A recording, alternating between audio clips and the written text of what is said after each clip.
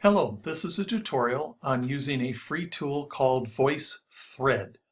You can access it at voicethread.com, and VoiceThread is a web-based tool that allows you to replace typical typed text with audio voiceovers for things like pictures, PowerPoints, videos, a number of different applications.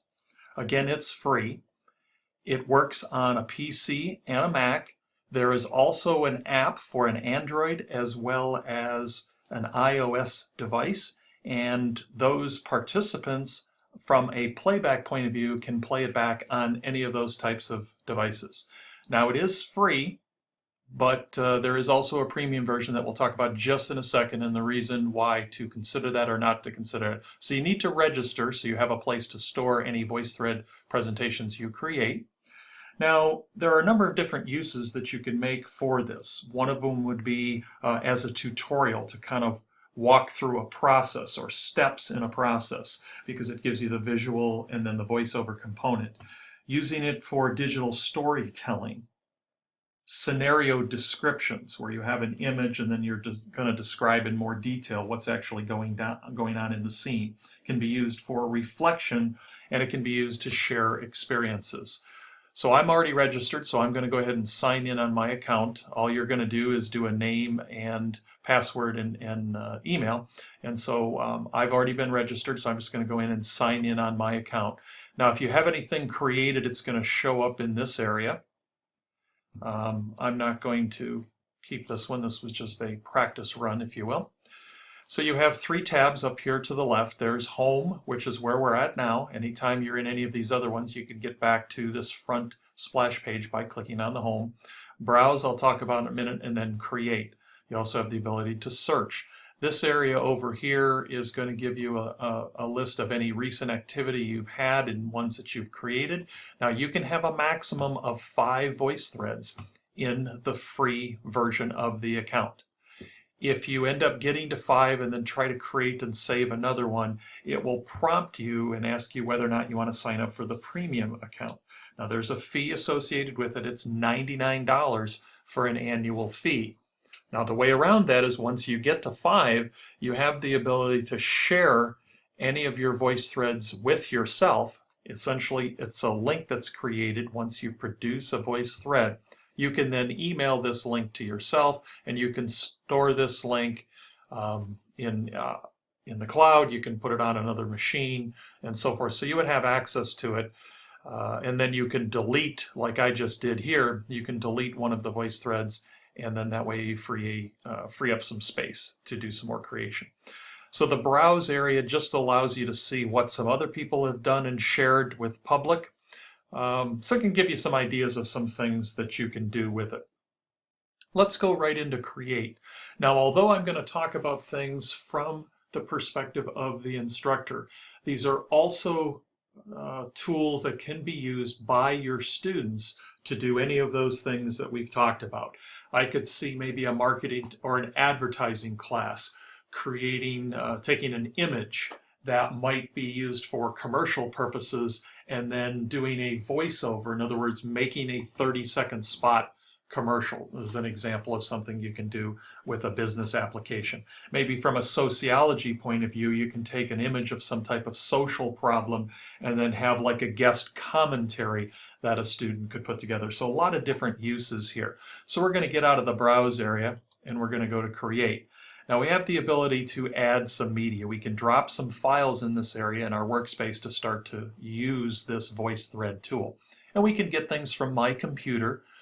We have the ability to grab videos. We can either record a webcam video, we can go out and get the URL from videos, or we can take a video that we may have saved on our own machine, in other words, my computer. Media sources. We can get some videos from the Khan Academy. These are previous voice threads that we've created, New York Public Library content, and then images from Flickr. So again, I'll go back to this Add Media.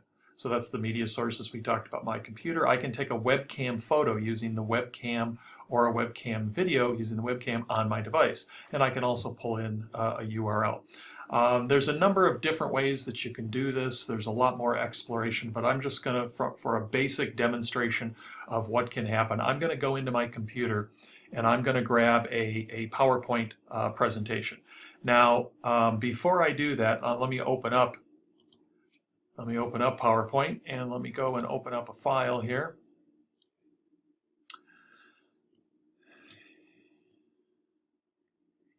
And let me find something that I know is not going to be really large.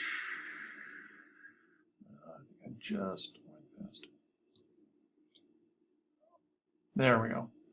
This one right here. Now I'm gonna actually open this one up because there's something that I want you to do. Now what you have to do with a PowerPoint is you have to turn it in to an image file. So you need to turn it into a particular type of file. So I'm going to actually go in and I'm going to go up to the File Save As area. And we have the title there. I'm going to go down here to the type of format, and what you want to find is JPEG. That turns it into like a photograph or an image type. And then I'm going to click Save, and it's going to convert this. Each slide of your presentation has been saved as a separate file in the folder, and then we have that in there. Okay, so now I can get rid of this PowerPoint now, and I'm going to go into my computer. And then I need to find that that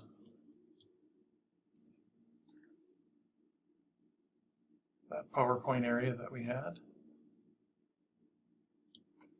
So here's that folder that it created for me. And what I want to do is I want to grab all these slides. So I've chosen them all. And the reason that I want to do it this way, if I just loaded that entire slide presentation, it's going to pop it all together on one slide. You want to have all the slides separate so you can add a voiceover on each one. And I'm going to go ahead and, you may have saw that real quick, but they started loading all the slides. You can see them being processed kind of slightly in the background here. So I can give this presentation a title here. And I can pop a description in here if I'd like. I can enter some tags if I want. If I don't, it's not a problem. I'm just going to hit save.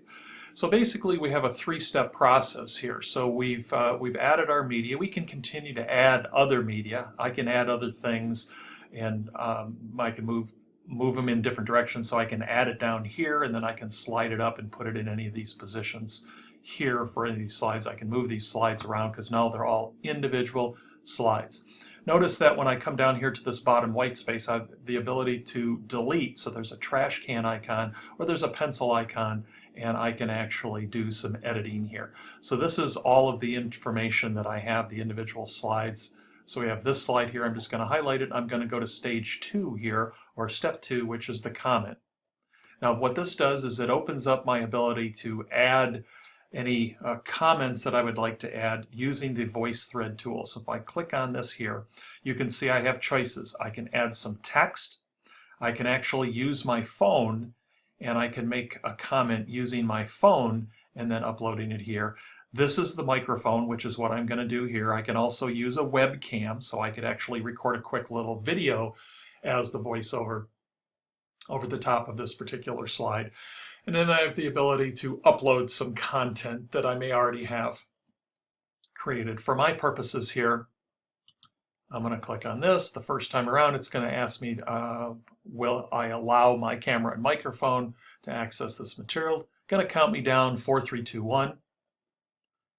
Hello. At this particular point, you can see that our timer is moving. You can see that my start recording, stop recording here has changed, and I also have the ability to pull up various colored inks and draw on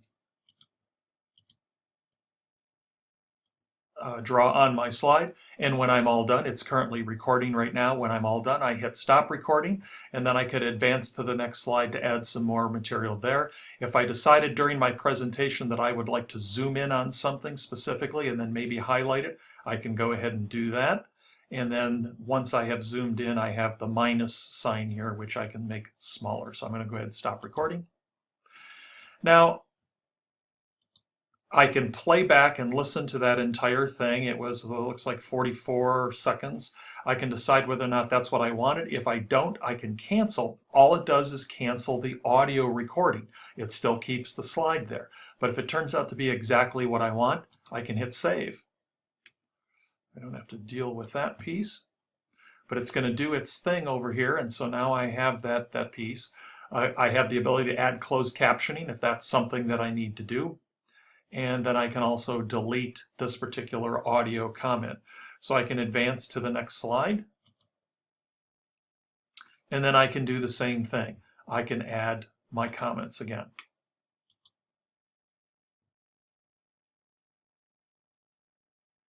Hello. In this particular slide, we're going to talk about financial statements and not monitoring reports. Financial statements are not monitoring reports.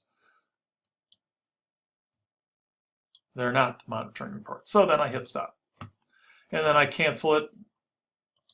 I cancel it if I don't like it. And again, I hit save. And I don't have to do that. So again, I can continue through all of the slides. I have 10 slides here. I'm not going to take the time to do that right now. And when I'm all done, I X out of this presentation. I do want to show you this aspect here. Some additional details I can edit, I can put some embed code, and there's some other different things, more advanced features, not anything we need to deal with today. So at this particular point, I am done. If I go back to the presentation, I have it here. This is how I would launch it. This is how I edit it, and this is how I make a copy of it. Now we have the ability, as I said, to share these things, and this is how you would get it to either your students if you're an instructor, or if you were a student who did this, this is how you would get the information to the instructor. Is these create a link when they're all done, and so you want to make sure, you definitely want to make sure that they have view access. If they don't have view access, you want to make sure that this box is checked. The comment box you don't have to check if you don't want to. Depends on where you're placing this. You can get embed code for this link, or you can just grab the link. Probably the easiest thing to do is I've just copied this link to my clipboard. It said that up there, and then I can send it in an email. I can post it in my Blackboard shell, really anywhere that I want to actually contain that. And then I also have the ability to export it and save it offline. So this is what we were talking about, is if you get 5 and you need to blow some of them out of there so that you could do 6, 7, 8, and so forth, you can export this and save it to your computer. You can save it in the cloud somewhere, and you're good to go. So a lot of different tools that are ways that you can use this particular tool. Again, it could be used for tutorials. It can be used to put together some examples of some content for some courses, digital storytelling, scenario descriptions, reflections, and sharing experiences. So this is VoiceThread, and you can access it at voicethread.com. Thank you.